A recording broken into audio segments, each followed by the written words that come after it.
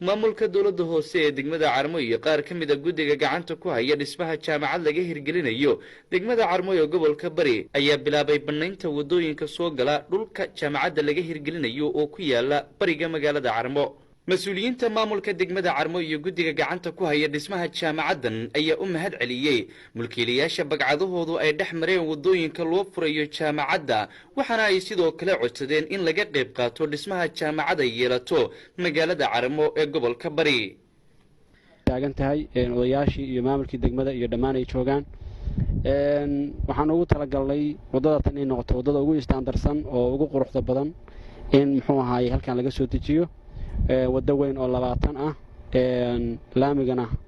ka soo degta wadadan waa bilownay waana tii koowaad insha Allah wadooyin kalena way jirayaan la furi doono mashruuca jaamacadda degmada Carmo dhismahiisu waa uu socdaa insha Allah waxaan ugu talagalnay wadada inay wasiilo noqoto oo dadku ay ka qayb qaataan lagu soo bilaabo maanta laga bilaabo qof walba jaamacadda wuxuu ku darsanayo inuu soo bilaabo haday tahay dhagaxii haday tahay ciidii haday tahay maxaan ku raahdaa dhirayntii haday tahay wax kasta oo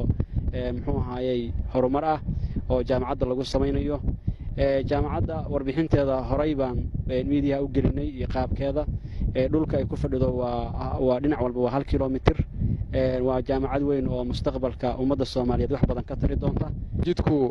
waa wax ugu weyn oo dariiqdu waxay ka mid tahay waxyaabaha ugu waaweyn ee maaragtay wax lagu hormariyo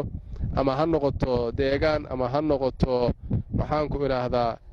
wixii la mid ah runtii waxay muujiyeen daaqsinimo weyn waxay muujiyeen geesinimo weyn waxay muujiyeen jeclo ay dalkooda iyo dadkooda u qabaan. ilaahay baan subxaanahu wa ta'aala uga baryaynaa inuu maalku gudoomiye ku-xigeenka degmada Carmo Siciid Cabdiraxmaan Qablan ayaa u mahad celiyay muwaadiniinta ogolaaday in bagcadahooda ay dhex maraan wadooyinka loo sameeyo jaamacadda deeqayn 20 kilomitir laga saaro aad iyo aad bay u mahadsan yihiin ilaahay ka abaalmariyo jaamacadda maaha jaamacadda waxay u tahay Puntland meel kasta ay joogaan waxaan bulshada jecel waxbarashada bulshada jecel horumarka bulshada jecel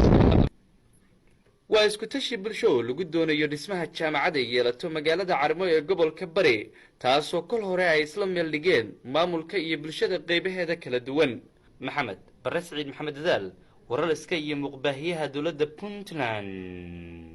magaalada Carmo.